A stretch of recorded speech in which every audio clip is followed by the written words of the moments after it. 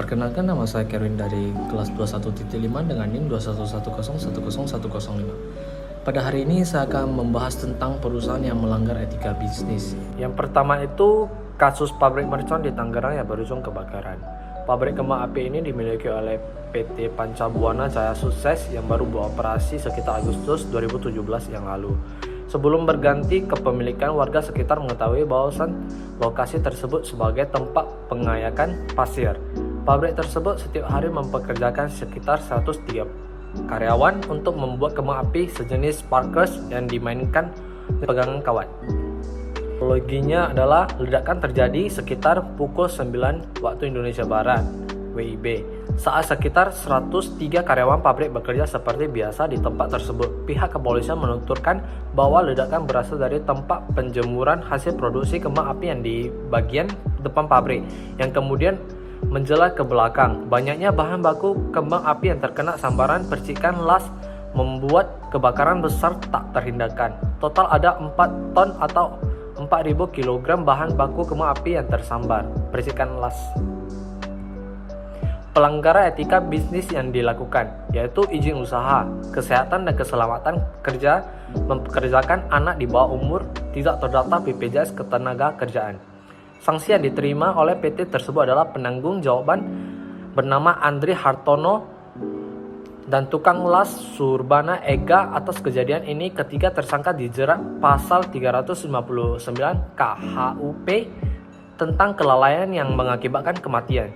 Yang kedua, adanya anak di bawah umur yang dipekerjakan dalam pembuatan kembang api juga dijerat pasal 74 Jangko pasal 183 Undang-Undang Ketenagakerjaan tentang mempekerjakan anak di bawah umur.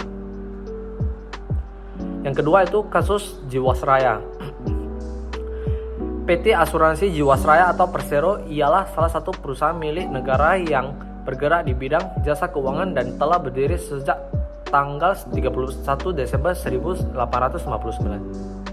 Kronologinya adalah pada pertengahan tahun 2018 ditemukan kejanggalan dalam laporan keuangan oleh Direksi Baru Perseroan yang kemudian terbukti atas melakukan kecurangan manipulatif laporan keuangan pada November 2018. PT Asuransi Jiwasraya ditemukan bahwa perusahaan telah melakukan tindakan fraud berupa korupsi dan manipulasi laporan keuangan.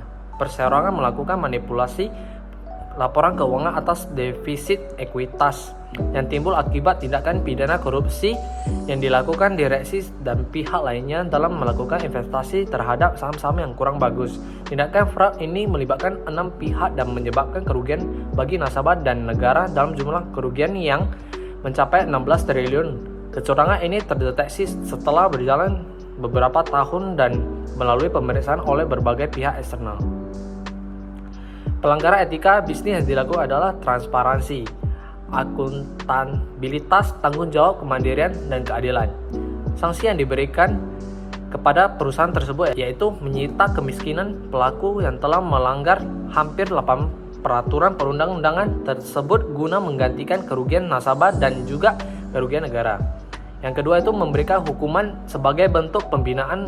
Hal ini dilakukan sebagai langkah revolusioner guna menjawab permasalahan tindakan pidana. Yang ketiga itu kasus Pharos atau Alboti. PT Pharos Indonesia adalah merupakan salah satu dari beberapa perusahaan farmasi tertua dan terbesar di Indonesia. Berdiri sejak 30 September 1971 dan merupakan perusahaan farmasi pertama di Indonesia yang mendapatkan sertifikat CPOB atau cara pembuatan obat yang baik dari Badan POM atau POM pada 30 Juni 1990 serta memiliki sertifikat ISO 9001 atau 2000, sebuah perusahaan di dalam negeri atau PMDN yang bergerak dalam bidang obat-obatan atau farmasi. Kronologinya adalah Albotil dibatalkan izin edarnya per 15 Februari setelah adanya 38 laporan kasus terkait efek samping serius yang timbul akibat penggunaan Alboti oleh profesional kesehatan dalam 2 tahun terakhir. Tapi untuk kasus Alboti kali ini tentunya dianggap sangat serius karena berkaitan dengan keselamatan pasien.